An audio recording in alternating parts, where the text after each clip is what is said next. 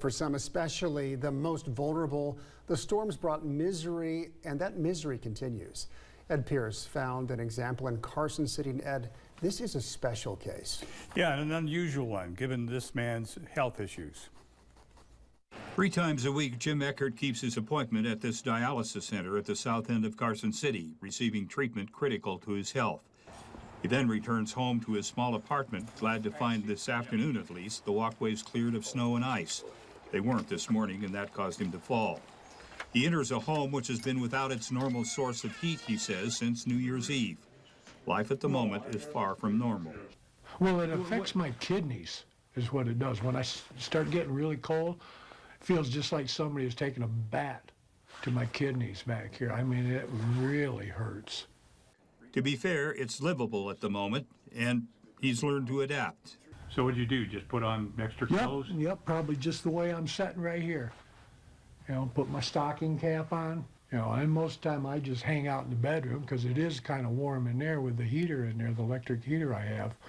That heater was loaned by the apartment management, but Jim's worried about its effect on his utility bill. Your electric meter's spinning like crazy.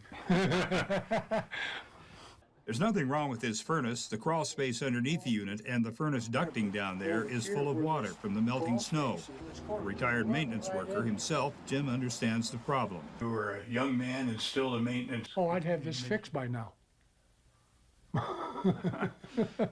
I would have this fixed by now. But before anyone can fix it, the crawl space needs to be drained. As fast as the water is pumped out, it fills up again.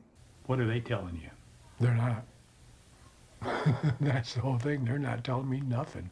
So we asked. Southgate Apartments, where Jim lives, is operated by the Nevada Rural Housing Authority. A spokesperson tells us they are working on it, bringing in a bigger pump.